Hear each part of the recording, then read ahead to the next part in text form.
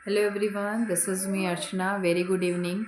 I hope आप सभी अच्छे होंगे और अपने रिज़ल्ट आपने देख लिए होंगे तो आपको एक पता चल गया होगा कि किन बच्चों का, जो भी बच्चों का नेट और जेआरएफ हुआ है, उन बच्चों के लिए सबसे बड़ी अपॉर्चुनिटी ये है कि आप वो एनी हाउ किसी भी यूनिवर्सिटी में, चाहे वो सेमी गवर्नमेंट यूनिवर्सिटी हो या फिर आपके सेंट्रल यूनिवर्सिटी हो, गवर्नमेंट यूनिवर्सिटी हो, प्राइवेट यूनिवर्सिटी हो, जिस भी यूनिवर्सिटी में उनको कंफर्टेबल लगे वो अपना प्लेसमेंट ले लें रिगार्डिंग पीएचडी परस्यू करने के लिए।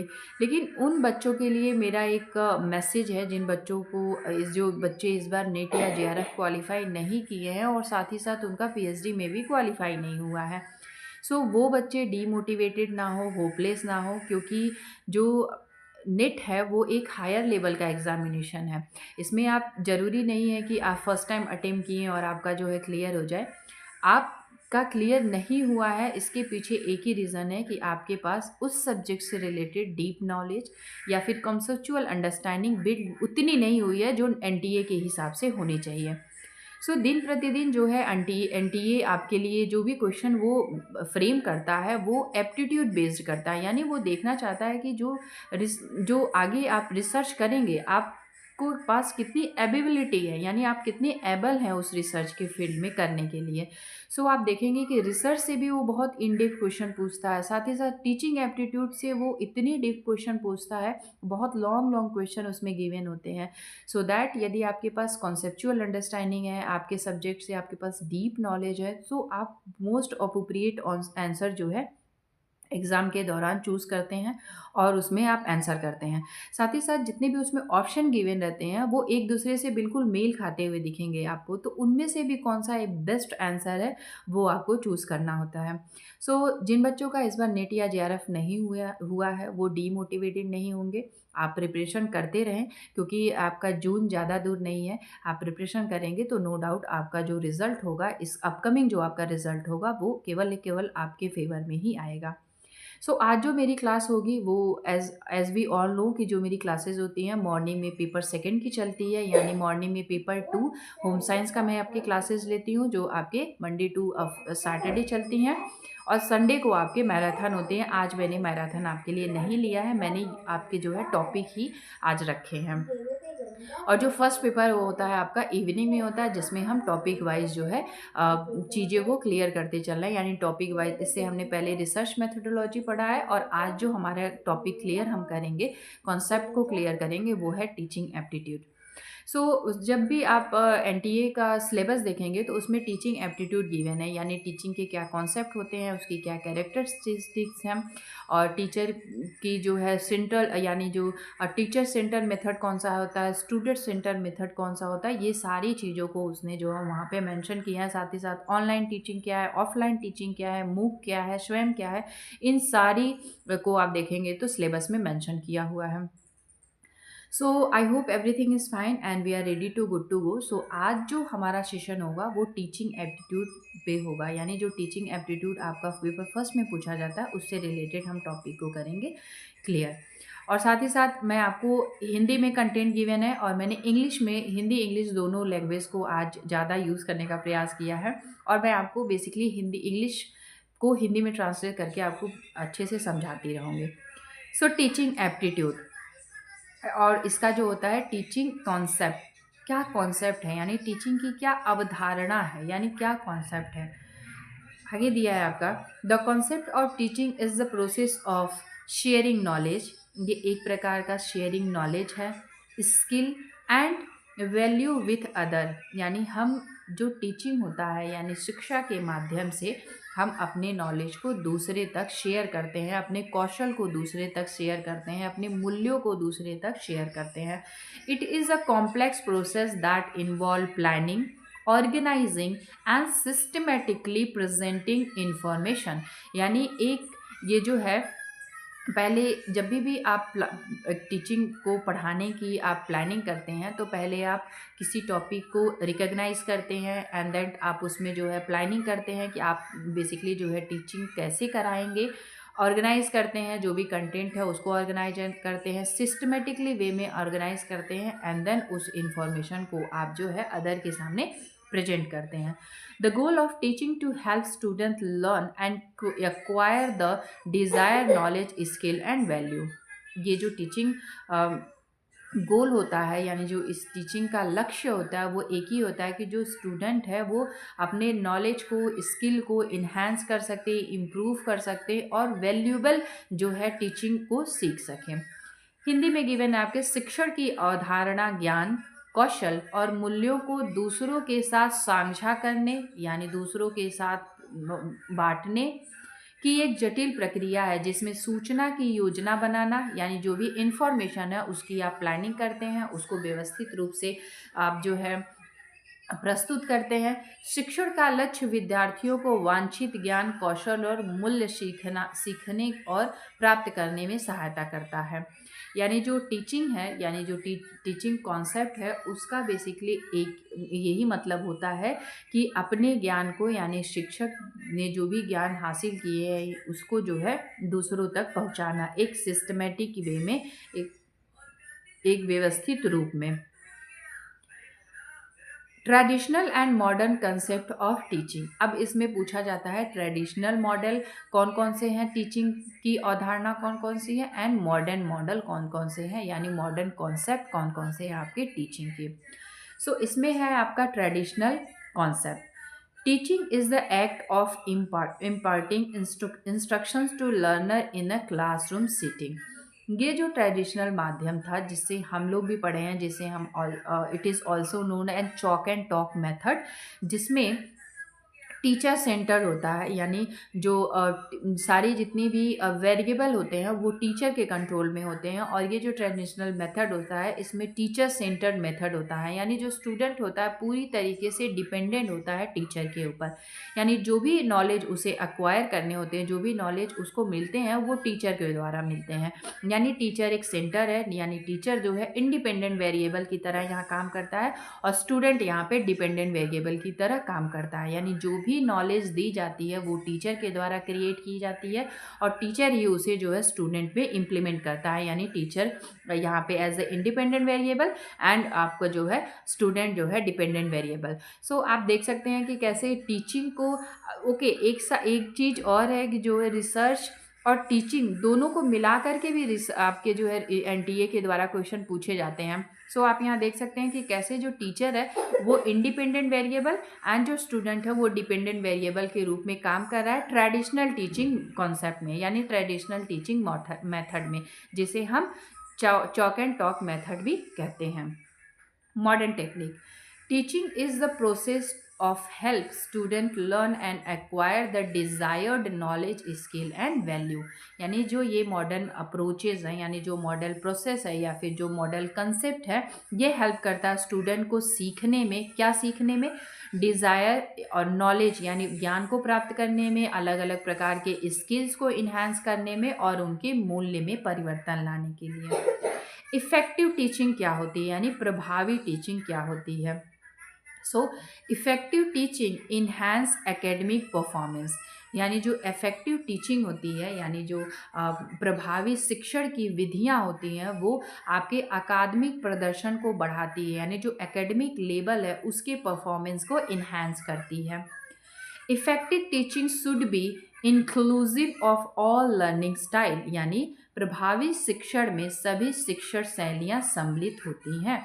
यानी जब एक आप प्रभावी शिक्षण जो है कॉन्सेप्ट बना रहे हैं, या फिर इफ़ेक्टिव टीचिंग मेथड को तैयार कर रहे हैं, या फिर इफ़ेक्टिव टीचिंग कॉन्सेप्ट को तैयार कर रहे हैं, तो उसमें उन सभी स्टाइल को यूज़ किया जाता है जिसके द्वारा लर्नर के अंदर इम्प्रूवमेंट लाया जा सके। लर्नर के अंदर रीडिंग इम्प्रूवमेंट, उसके अंदर राइटिंग इम्प्रूवमेंट, उसके अंदर वोकेशनल इम्प्रूवमेंट, साथ ही साथ उसका जो है कॉग्निटिव डेवलपमेंट किया जा सकते। तो हमेशा एक इफ़ेक्टिव टीचिंग तभी सक्सेसफुल होती है जब उसमें सभी प्रकार के जितने भी टीचिंग मेथड हैं, जितने भी टीचिंग स्टाइल्स हैं, चाहे वो आपके ट्रेडिशनल मेथड से पढ़ाया जाए या फिर आपके मॉडर्न टेक्निक के द्वारा पढ़ाए जाए, इन सभी को इंक्लूड किया जाए, तब वो जो लर्निंग होती है, यानी जो स्टूडेंट के द्वारा आउटकम्स निकल के आता है, वो प्रभावशाली होता है।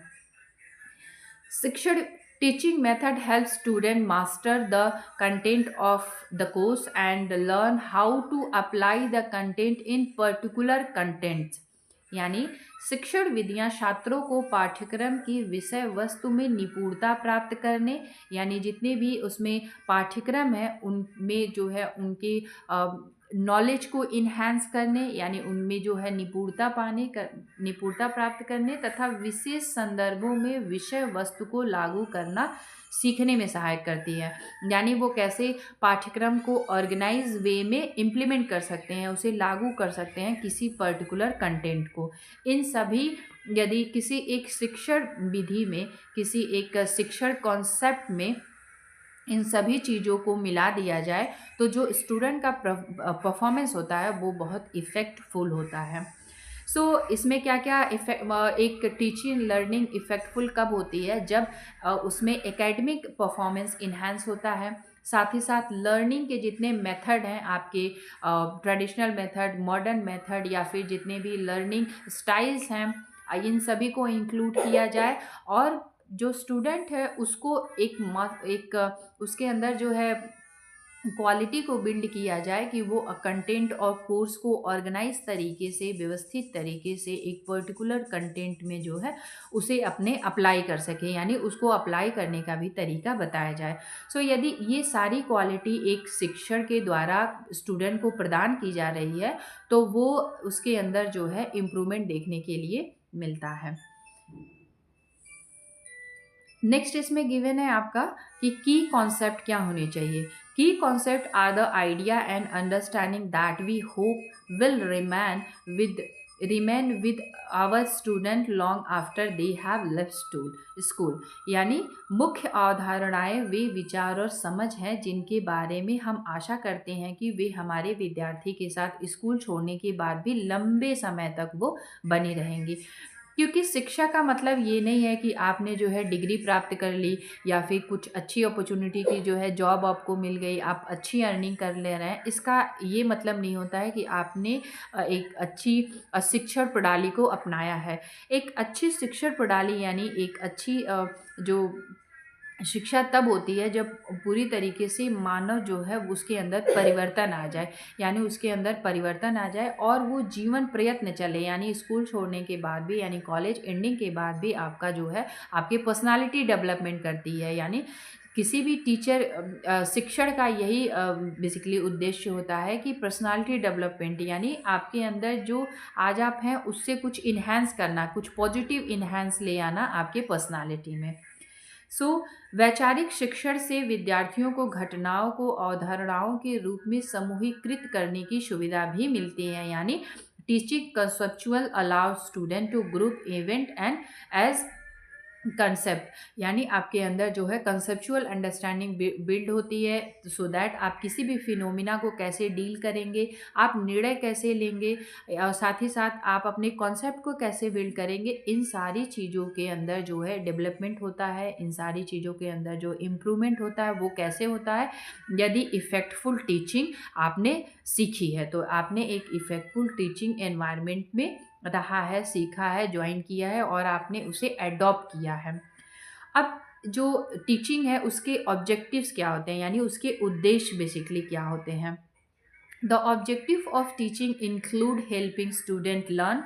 यस, जो उद्देश्य होता है बेसिकली टीचिंग का वो ये होता है कि हम मदद करता है स्टूडेंट को सीखने में, डेवलप स्किल यानी कौशल विकास में, and become responsible member of society, और साथ ही साथ समाज में एक रिस्पॉन्सिबल सदस्य के रूप में आप चुने जाएं, आप एक रिस्पॉन्सिबल सदस्य के रूप में शामिल हो। इन सारी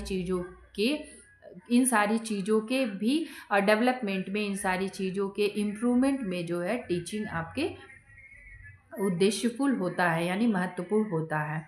शिक्षण के उद्देश्यों में छात्रों को सीखने, कौशल विकसित करने, समाज में जिम्मेदार सदस्य बनने की मदद शामिल होती है।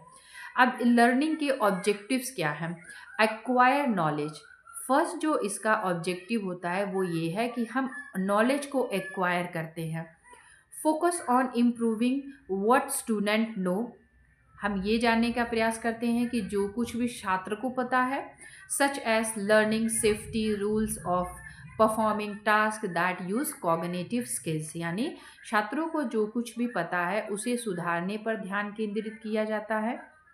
यानी जो भी आपके पास एग्जिस्टिंग नॉलेज है उनके बीच में भी और जो न्यू नॉलेज है उनके बीच में भी आपको क्लियरिफिकेशन करने का भी काम करता है। यानी हो सकता है जो आपके पास एग्जिस्टिंग नॉलेज हो वो आपका पर्सनल पर्सपेक्टिव्स हो, क्योंकि टीचिंग जो फील्ड है इसमें आपका पर्सनल पर्सपेक्टिव्स नहीं होना चाहिए, यानी जो यूनिवर्सल चीज़ें हैं उन्हीं को आप अडॉप्ट कर सकते हैं। सो जो लर्नर यानी जो छात्र है उसका कुछ एग्जिस्टिंग नॉलेज जो है उसको भी क्लियरिफाई करता है, उसे सुधारने पर ध्यान केंद्रित करता है, यानी उसमें यदि किसी प्रकार का आपने पर्सनल बायसनेस रखा है उसको भी साफ करने का काम करता है और उसमें सुधार करने का काम करता है, जैसे कि सुरक्षा नियमों को सीखना या संज्ञानात्मक कौशल का उपयोग करने वाले कार्यों को करना। तो ये सारे जो है आपके ऑब्जेक्टिव्स हैं, लर्निंग के ऑब्जेक्टिव्स हैं। पहला क्या है? अक्वायर नॉलेज यानी ज्ञान प्राप्त करना।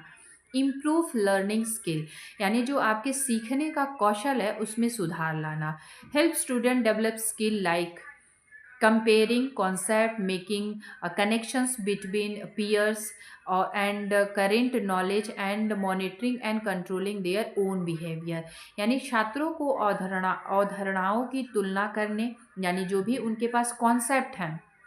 फॉर एग्ज़ाम्पल आपने एक आप क्लासरूम है जिसमें आपने एक टॉपिक दिया प्रोटीन पे, या फिर आप मिलेट ले लीजिए, या फिर आप कोई अदर टॉपिक फॉर एग्ज़ाम्पल आप कार्बोहाइड्रेट ले लीजिए, उस पर आपने स्टूडेंट को दिया है असाइनमेंट बनाने के लिए। सो आप जब उन दोनों के असाइनमेंट को आप देखेंगे तो दोनों के जो है कॉन्सेप्ट अलग अलग आपको मिलेंगे, दोनों के विचार अलग अलग मिलेंगे उन एक ही टॉपिक पे। सो उन कॉन्सेप्ट के बीच में जो है कंपैरिजन करना उनको आना चाहिए।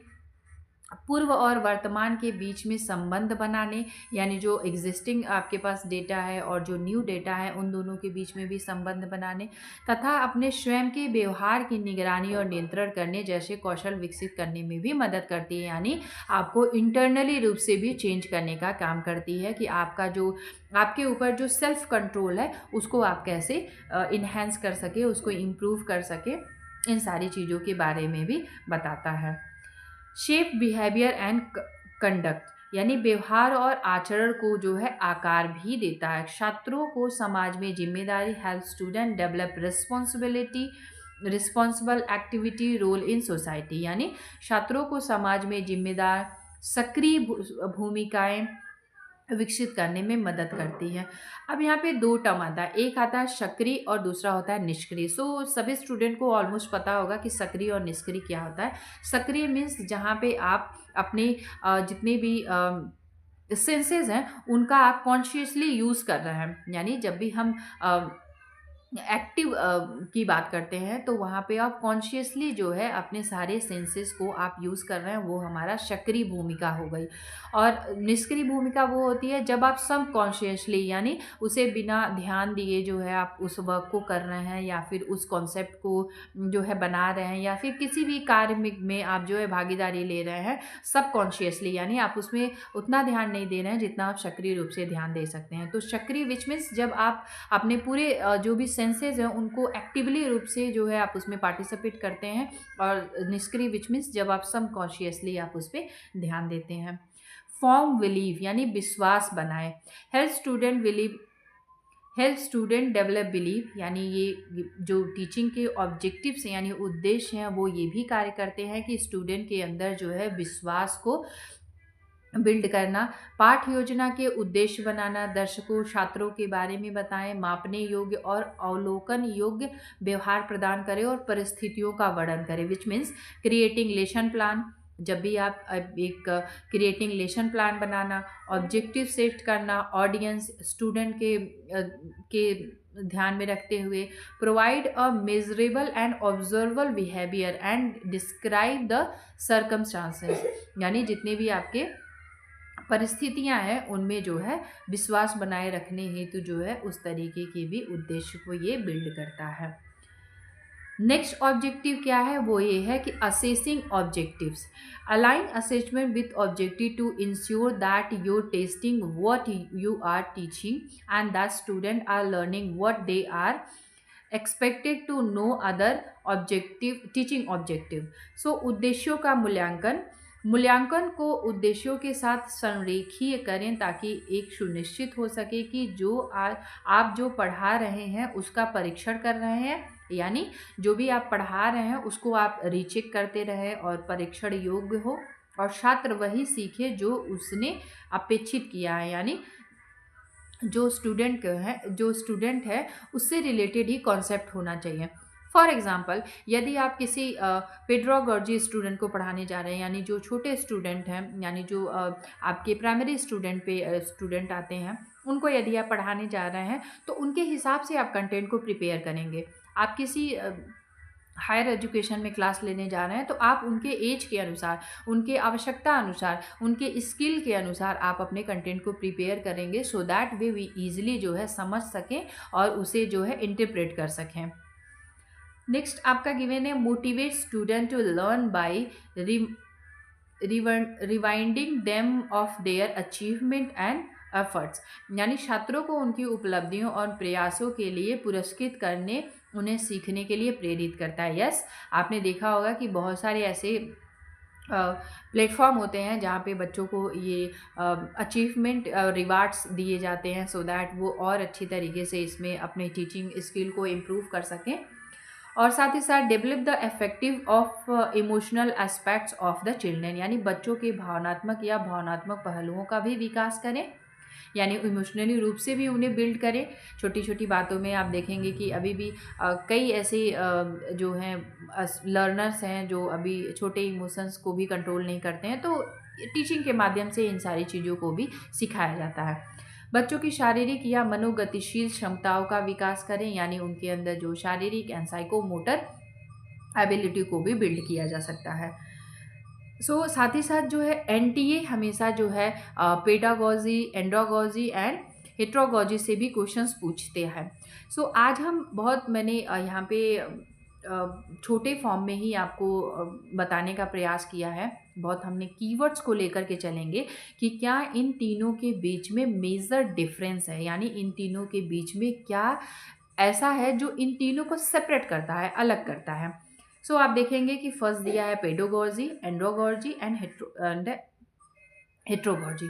पेडागॉजी आप सभी को पता होगा कि ये जो टीचर सेंटर होता है, यानी इसमें जो टीचर है जो प्रोवाइड करती है वो स्टूडेंट को प्राप्त होता है। जो इससे पहले भी मैंने आपको बताया कि जो पेडागॉजी होती है, टीचर जो होता है इंडिपेंडेंट वेरिएबल की तरह वर्क करता है, एंड जो स्टूडेंट होता है डिपेंडेंट वेरिएबल की तरह वर्क करता है। यानी इंडिपेंडेंट वेरिएबल के जितने भी टीचिंग मेथड होंगे वो अब टीचर सेंटर्ड होते हैं और स्टूडेंट को उतनी ही नॉलेज होती है जो टीचर के द्वारा प्रोवाइड की जाती है। एंड्रोगॉजी जो होता है वो इंडिपेंडेंट लर्निंग प्लेटफॉर्म है, यानी इंडिपेंडेंट होते हैं, यानी इसमें जो भी एडल्ट होते हैं उनकी लर्निंग होती है, यानी जो छात्र है वो इंडिपेंडेंटली अपनी चीज़ों को सीखता है और उसे एक्वायर करता है। क्योंकि इसमें जो छात्र होता है वो उसके अंदर सोचने समझने की जो है क्षमता बिल्ड हो चुकी होती है, और ये स्टूडेंट सेंटर्ड होता है। यानी जो एंड्रोगॉजी है आपके स्टूडेंट सेंटर है और पेडागॉजी जो है टीचर सेंटर्ड है। एक चीज़ यहाँ पे क्लियर कर लें आप, pedagogy which means teacher centred, andragogy which means student centred. Learner dependency क्या होनी चाहिए? जो पेडागॉजी होती है वो डिपेंडेंट होती है, यानी जो लर्नर पे डिपेंड होता है, जैसे मैंने आपको पहले ही बताया कि टीचर पे डिपेंड होता है। और एंड्रोगॉजी डिपेंडेंट यानी स्वतंत्र होता है, इसमें जो लर्नर होता है वो इंडिपेंडेंट होता है यानी स्वतंत्र होता है। और जो हेट्रोगॉजी है इसमें इंटरडिपेंडेंट होता है, यानी इसमें दोनों ही प्रक्रिया इसमें अपनाई जाती है। लर्निंग रिसोर्स, यानी जो लर्निंग के रिसोर्स हैं वो क्या होते हैं आपके, यानी जो स्रोत हैं, यानी जो उसके माध्यम से आप सीखेंगे वो क्या होता है। टीचर डिराइव्ड एंड कंट्रोल, यानी जो पूरे लर्निंग का सोर्स होता है वो पूरा टीचर पे ही निर्भर करता है, यानी टीचर के द्वारा जितने भी कंटेंट स्टूडेंट को प्रोवाइड किए जाते हैं वहीं तक वो उसकी नॉलेज सीमित होती है। यानी स्टूडेंट अपने अनुसार किसी भी चीज़ों में मॉडिफिकेशन नहीं कर सकता, कोई करेक्शन नहीं करता। टीचर के द्वारा जो भी चीज़ें प्रोवाइड की जाती हैं, जो भी सोर्स प्रोवाइड की जाती हैं, वो टीचर के द्वारा की जाती है और यहाँ पे वो सीखता है।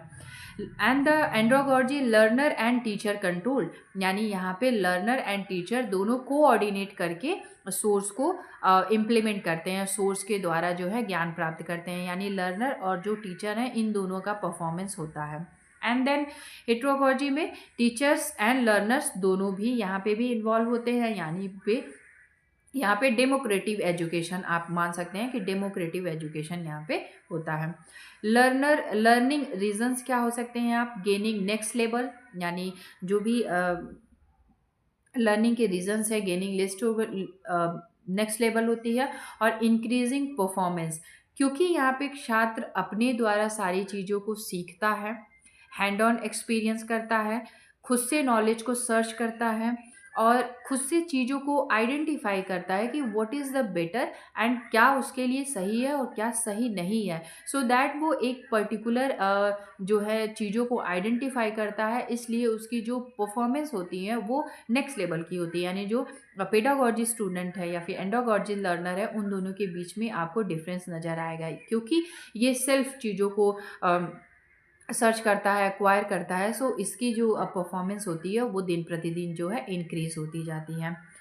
Learning potential unplanned non linear, यानी जो लर्निंग प्लेटफॉर्म होता है इनका, वो पोटेंशियल यानी अनप्लान्ड होता है, कहीं से भी ये नॉलेज को अक्वायर कर सकते हैं, formal education, non formal education, या फिर ये किसी भी मैगजीन के द्वारा, किसी सोशल मीडिया के द्वारा, online platform, offline platform, book, journal, किसी भी प्लेटफॉर्म, किसी भी सोर्स पे ये जो है वहाँ से नॉलेज को एक्वायर कर सकते हैं, ले सकते हैं और सीख सकते हैं। नॉन लीनियर का मतलब ये होता है कि जब भी हम पेडागॉजी की बात करते हैं तो इसमें पाठ्यक्रम निश्चित होते हैं और ये लीनियर वे में चलता है, यानी टीचर के द्वारा पाठ्यक्रम को कवर करा जाता है एंड देन आपका एग्जामिनेशन होता है एंड देन समेटिव एवोल्यूशन होकर के आपको एक डिग्री प्राप्त हो जाती है। और इसमें नॉन लीनियर होता है, यानी इसमें कोई लीनियरिटी को फॉलो नहीं किया जाता है, आप इसमें मिक्स एंड मैचअप होता है, कहीं से भी नॉलेज को जो है एक्वायर किया जाता है। लर्निंग फोकस किस पे होता है, सब्जेक्ट सेंटर्ड होता है, यानी जितने भी जो भी आपका सब्जेक्ट होगा उसी से ही आपको पढ़ाया जाएगा। For example home science, biotechnology, life science, जो भी है उससे रिलेटेड आपको केवल सब्जेक्ट सेंटर्ड आपको चीज़ें पढ़ाई जाती हैं और बताई जाती हैं। और जब भी हम बात करते हैं एंड्रोगॉर्जी से, तो इसमें प्रॉब्लम सेंटर्ड होता है, यानी जो भी प्रॉब्लम आपने फेस किया है उससे रिलेटेड होता है। स्टूडेंट खुद ही प्रॉब्लम को आइडेंटिफाई करता है एंड देन उससे रिलेटेड जो है सॉल्व भी ले आता है, यानी इसकी क्या सॉल्विंग होगी उनको भी ये करता है। एंड देन जो हिट्रोगॉजी होती है वो हमारी प्रॉब्लम ओरिएंटेड होती है। एंड मोटिवेशंस क्या होता है, एक्सटर्नल मोटिवेशंस होता है, यानी जो मोटिवेशन का लेवल होता है ये किसी के द्वारा दिया जाता है, यानी इसमें टीचर आपको मोटिवेट कर सकती है या फिर कोई अदर प्लेटफॉर्म है वहाँ से आप मोटिवेट होते हैं इसके लिए, क्योंकि इसमें जो है पेडागॉजी में जो है स्टूडेंट की एज भी कम होती है, तो इसमें जो है एक्सटर्नल मोटिवेशन उनके लिए काम आता है। एंडोगॉर्जी जो होती है वो इंटरनल मोटिवेशन पे काम करती है, क्योंकि यहाँ पे स्टूडेंट सोचनी रिफ्लेक्टिव लेवल पे जो है लर्नर जा चुका होता है, तो इंटरनली वो मोटिवेट होता है कि उसके जो है गोल क्या है, उसके डिजायर क्या है, उसके लक्ष्य क्या है, उनको प्राप्त करने की और वो बढ़ सकता है, आगे बढ़ चुका होता है। सेल्फ एफिशिएंसी ड्राइव, सो इसमें जो सेल्फ एफिशिएंसी होती है, जो हेट्रोगॉर्गी होता है आपका, टीचिंग रोल क्या होता है, प्रोसेस डिजाइनर और डायरेक्टर होते हैं, यानी ऑलरेडी ये किसी के द्वारा डिज़ाइन किया जाता है एंड देन वो जो है स्टूडेंट को पढ़ाया जाता है। जब भी हम सेंटर यानी स्टूडेंट सेंटर या फिर लर्नर सेंटर या फिर लर्नर सेंटर की बात करते हैं, तो उसमें जो टीचिंग का रोल होता है वो कोलैबोरेटिव होता है, यानी 2 से अधिक पर्सन वहाँ पे होते हैं, किसी भी प्रॉब्लम को आइडेंटिफाई करना, उससे रिलेटेड सॉल्यूशन को आइडेंटिफाई करना, तो कोलैबोरेटिव मेथड हो जाता है आपका। एंड द जो आपका हेट्रोगॉर्गी होता है वो कैपेबिलिटी बिल्डर्स होता है, यानी आपके इसमें कैपेबिलिटी बिल्डिंग होती है, यानी आप कितने कैपेबल हैं उस चीज़ों को हैंडल करने में और उसे सीखने में। सो मैंने यहाँ पे इसके एक और फिगर मेंशन की है जिसमें आप बहुत इजीली समझ सकते हैं कि जो पेडागॉर्जी है और जो एंडोगॉर्जी है इनके बीच में क्या चीज़ें कॉमन है। सो जो पेडागोजी होती है वो कंटेंट रिलेटेड, यानी यहाँ पे जो है लर्नर जो होता है वो आपके बाहरी स्ट्रक्चर को फॉलो करता है, और जो कंटेंट होता है वो आपके सेंटर्ड में होता है। अब ये कंटेंट जो है टीचर के द्वारा भी प्रोवाइड कर किया जा सकता है, किसी अदर गाइडलाइंस के द्वारा भी आप ले सकते हैं, किसी ऑनलाइन प्लेटफॉर्म के द्वारा, ऑफलाइन प्लेटफॉर्म, या फिर कंटेंट आपका हो सकता है, फॉर एग्जांपल बुक हो गया, किसी भी प्रकार की मैगजीन हो गई। और जो लर्नर होता है वो आपके आउटलायर में होता है, यानी लर्नर आपका बाहरी में होता है, और जो कंटेंट यानी विद्यार्थी जो टीचर है उसके द्वारा ये कंटेंट आपको प्रोवाइड किया जाता है। एंड्रोगॉर्जी जो होता है, लर्नर आपका सेंटर में होता है और सारे कंटेंट आपके बाहर होते हैं, यानी लर्नर सेंटर में होता है और सारे कंटेंट वो वहाँ से लेकर के अपनी चीज़ों को जो है इन्हेंस करता है। साथ ही साथ इसमें हम और देखेंगे जो यूजीसी नेट में, सेट में, या फिर जो पीएचडी के लिए आप यदि किसी का प्रिपरेशन कर रहे हैं, किसी यूनिवर्सिटी के पीएचडी देना है आपको, तो उसमें फॉर्मल, नॉन फॉर्मल और इनफॉर्मल तीनों से भी रिलेटेड क्वेश्चंस आते हैं। सो फॉर्मल एजुकेशन क्या है, नॉन फॉर्मल एजुकेशन क्या है और इनफॉर्मल एजुकेशन क्या है, इन तीनों के बीच में भी आपको डिफरेंस बहुत अच्छे से पता होना चाहिए। सो फॉर्मल एजुकेशन में आपका क्या होता है, गोल एक निर्धारित होता है, क्लियरली डिफाइंड होता है। जो फॉर्मल एजुकेशन आप देखेंगे तो क्लियरली डिफाइंड होता है, विच मीन्स आपके सेमेस्टर वाइज एग्जामिनेशंस होते हैं, चैप्टर आपको क्लियर कराए जाते हैं, एंड देन एक पाठ्यक्रम निर्धारित हो जाए, उस पाठ्यक्रम को आप पढ़ते हैं और लास्ट में आप एग्जामिनेशन देते हैं। बीच में आपके डायग्नोज जो है फॉर्मेटिव असेसमेंट भी लिए जाते हैं, एंड देन लास्ट में आपका जो है एग्जामिनेशन कंडक्ट करा के सबमिटिव इवोल्यूशन करके आपको एक डिग्री प्रोवाइड की जाती है। ये एक एनवायरनमेंट में आपको प्रोवाइड किया जाता है, यानी इसके लिए ये नहीं है कि आप किसी भी एनवायरनमेंट यानी एनी हाउ एनी प्लेस में किसी भी जगह आपको ये मतलब ये एजुकेशन आपको प्रोवाइड नहीं की जाती है, ये बिल्कुल स्ट्रक्चर्ड फॉर्म में होती है formal education. Non formal education clearly defined, adapted to the need for the participant and co created by them, यानी ये बेसिकली जो नॉन फॉर्मल एजुकेशन होता है वो नीड पे निर्भर करता है, यानी आवश्यकता अनुसार जो पार्टिसिपेंट हैं या जो क्रिएटर हैं उनकी आवश्यकता अनुसार ये एजुकेशन होती है। ये भी क्लियरली डिफाइंड होती है, लेकिन ये नीड बेस्ड होती है, यानी जो भी आवश्यकता है उसके अनुसार ये एजुकेशन दी जाती है। इनफॉर्मल एजुकेशन में ये दोनों ही चीज़ें नहीं आती हैं, ना ही कोई क्लियरली डिफाइंड होता है, ना ही कोई आपके पाठ्यक्रम निर्धारित होते हैं, ना ही फॉर्मेटिव सबमिटिव इस तरीके का कोई इवोल्यूशंस नहीं होता है, यानी इसमें कोई भी चीज़ें नहीं होती है। कहीं से भी नॉलेज जो है किसी भी जगह से, किसी भी प्लेटफॉर्म से, किसी भी तरीके से आप जो है यहाँ पे नॉलेज को एक्वायर कर सकते हैं। प्लानिंग क्या होती है, बेसिकली आपकी क्लियर होता है, एंड गाइडियल्स एक जो है ग्रेजुअल स्टेप होते हैं, यानी स्टेप बाय स्टेप ये प्रोसेस चलता है। ऐसा नहीं है कि आज आपने एडमिशन लिया एंड देन आप लास्ट में जो है आप एग्ज़ाम देते हैं एंड देन आपको मार्कशीट मिल जाती है। ये सारी चीज़ें फॉर्मल एजुकेशन में नहीं होता है, बीच बीच में कई सारे स्टेप होते हैं जो आपको फॉलो करने होते हैं। Technique and method can be varied according to the knowledge and capability of the participant. इसमें जितने भी टेक्नोलॉजी है या फिर जितने भी मेथड आप यूज़ करेंगे इस एजुकेशन में, वो जो है स्टूडेंट के यानी जो लर्नर है उनके कैपेबिलिटी पे निर्भर करती है। यदि वो उस टेक्निक को अडॉप्ट करने में कैपेबल है तो वो टेक्निक उसको सिखाई जाती है, अन्यथा उस टेक्निक को जो है नहीं सिखाया जाता है। और इनफॉर्मल में इन दोनों ही चीज़ों का कोई खास रोल नहीं होता है। प्रोसेस क्या होता है, it is important and fixed. So यहाँ पे एक चीज़ ध्यान देने वाली है कि जो प्रोसेस होता है वो फिक्स्ड होता है, रिजिड होता है, यानी इसमें किसी भी प्रकार की फ्लेक्सिबिलिटी नहीं होती है कि आप जो है 2 महीने एजुकेशन लिया एंड देन लास्ट में आप जो है जब आपकी फाइनल जो एग्जामिनेशन हो रहा है उसमें आप अपीयर हुए और आपको जो है डिग्री मिल जाए, इस तरीके की चीज़ें नहीं होती। फिक्स्ड पाठ्यक्रम होता है, फिक्स्ड रिलेशन प्लान होता है, उसको आपको कवर करना होता है और देन आप जो है इसमें एग्जामिनेशन देते हैं एंड देन आप फाइनल आपके रिजल्ट आते हैं। इट इज़ इम्पॉर्टेंट, यस ये इम्पॉर्टेंट होता है, लेकिन ये फ्लेक्सिबल होता है, यानी आप अपनी आवश्यकता अनुसार इसका चुनाव करते हैं।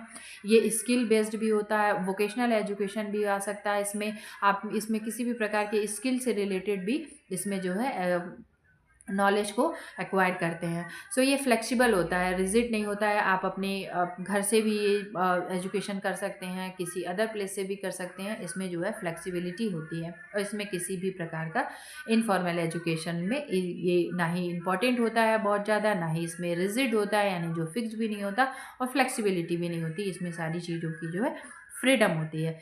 प्लेस निर्धारित होता है, जैसे मैंने आपको पहले ही बताया, प्लेस निर्धारित होता है यानी फिक्स्ड प्लेस होता है, और इसमें वेरिएबल होता है यानी ये वेरी करते रहता है, आप अपनी आवश्यकता अनुसार कहीं पे भी सीख सकते हैं। और जो इनफॉर्मल एजुकेशन होता है वो एवरीवेयर यानी कहीं पे भी आप इनफॉर्मल एजुकेशन किसी के द्वारा भी, आप न्यूज़पेपर भी हो सकता है, मैगजीन भी हो सकता है, रेडियो भी इसमें हो सकता है, टीवी के माध्यम, किसी भी माध्यम, एजुअल विजुअल, ऑडियो विजुअल एड्स के द्वारा, केवल विजुअल एड्स के द्वारा, पोस्टर के द्वारा, कोई भी आप माध्यम इसमें हो सकता है इनफॉर्मल एजुकेशन में।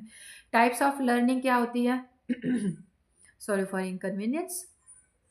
कॉन्शियस इनफॉर्मल इन्फॉर्मेशंस नॉलेज यानी कॉन्शियसली जो है इसमें जो भी नॉलेज आपको बनाई जाती है, जो भी नॉलेज आपको प्रोवाइड की जाती है, वो कॉन्शियसली बहुत ध्यान में रखते हुए आपको प्रोवाइड की जाती है, and not consciously invited and the competitions यानी जो भी आपके इसमें जो नॉन फॉर्मल एजुकेशंस होते हैं वो जो है कॉन्शियसली नहीं होते हैं, यानी इसमें जो भी एजुकेशन आप लेते हैं वो अलग अलग प्लेटफॉर्म से भी ले सकते हैं, और ये आपका अनकॉन्शियस होता है, पूरी तरीके से ये अनकॉन्शियस होता है।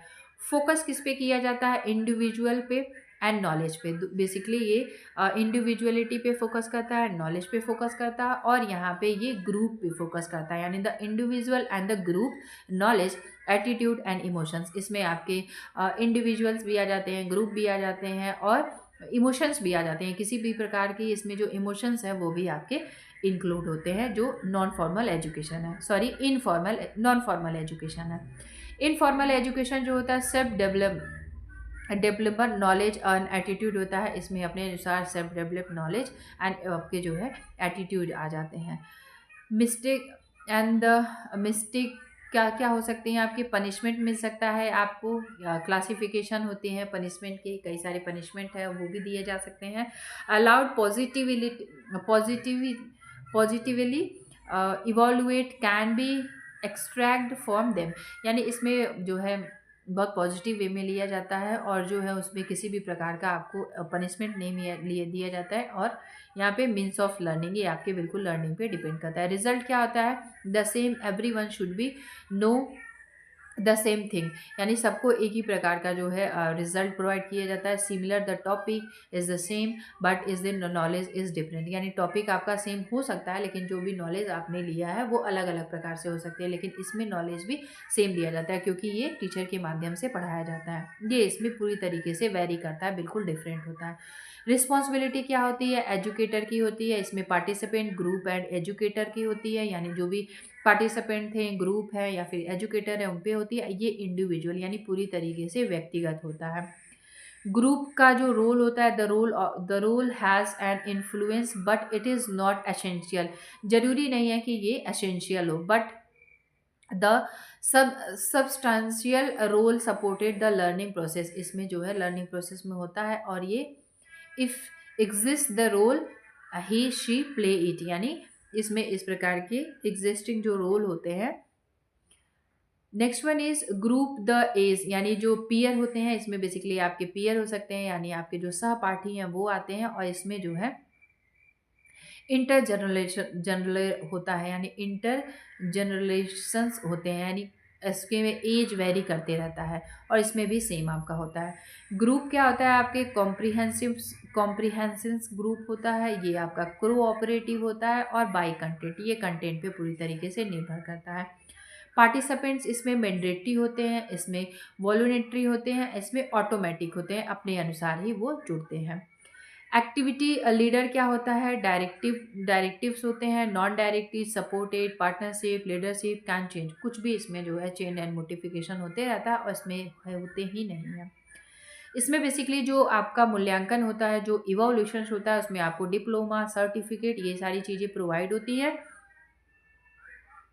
और इसमें जो है आपके certificate of attendance and certificate, ये सारी चीज़ें आपकी इसमें प्रोवाइड होती है, और इसमें इस तरीके की कोई चीज़ें नहीं होती है। टाइम क्या होता है, एक इस्टेब्लिश टाइम होता है और long time process with the step which must always follow the same procedure. यानी इसमें आपको एक लंबे समय का जो है समय होता है, उसमें आप पूरी स्टडी को कवर करते हैं, और ये शॉर्ट टाइम भी हो सकता है। इसमें जो है फ्लेक्सिबिलिटी होती है, जब भी आप चाहें इसमें पार्टिसिपेट कर सकते हैं, और आप यहाँ से जो है आउट भी हो सकते हैं। और ये लाइफ टाइम होता है, ये पूरी तरह लाइफ टाइम होता है। आप लाइफ टाइम हर चीज़ों कुछ ना कुछ चीज़ों को सीखते रहते हैं। सो आई होप आपको जितने भी मैंने इसमें कंटेंट आपको बनाए हैं, पेडागोजी, एंड्रोगोजी को, फॉर्मल, नॉन फॉर्मल, इनफॉर्मल, इन सभी को मैंने बहुत डिटेल में आपको समझाया है। सो आपको ये वीडियो आपको समझ आई होगी। सो इसे आप करिएगा like, share and subscribe also. And आप ज्वाइन कर सकते हैं मेरा यूट्यूब चैनल जो है UGC नेट बाय अर्चना में। आप यहाँ से मैंने कई सारे वीडियो ऐसे अपलोड किए हैं। आई थिंक 500 प्लस हमने जो है पेपर सेकंड के ऑलमोस्ट क्वेश्चन कवर किए हैं with detail explanation. First paper भी हमने कवर किया है, टॉपिक वाइज सीरीज मैंने स्टार्ट कर दी है, और जितने भी न्यू नोटिफिकेशन आते हैं आपके, उन सभी को मैं आपको अपडेट करती रहती हूँ। स्वयं प्लेटफॉर्म से जो भी आप कोर्सेज परचेज करना चाहें फ्री ऑफ कॉस्ट, उसके भी बारे में मैंने बहुत डिटेल में बताया हुआ है। साथ ही साथ मैंने ये भी बताया हो कि आप इसे एसेस कैसे करेंगे, चैट जीपीटी, डीप सीक, और मैंने जो है आपके पेपर डाइजेस्ट यानी जो लिटरेचर रिव्यू आप कहाँ से बहुत सिस्टमेटिकली और अरेंज मैनर में डाउनलोड कर सकते हैं और सीख सकते हैं, उन सारी चीज़ों को मैंने इन सारे वीडियोस में कवर किए हैं। तो आप इन सारे वीडियोस को भी प्रेफर कर सकते हैं। सो कल मिलते हैं नेक्स्ट सेशन में, नेक्स्ट वीडियो, नेक्स्ट टॉपिक के साथ। तब तक के लिए धन्यवाद and thank you and bye bye. Thanks for watching.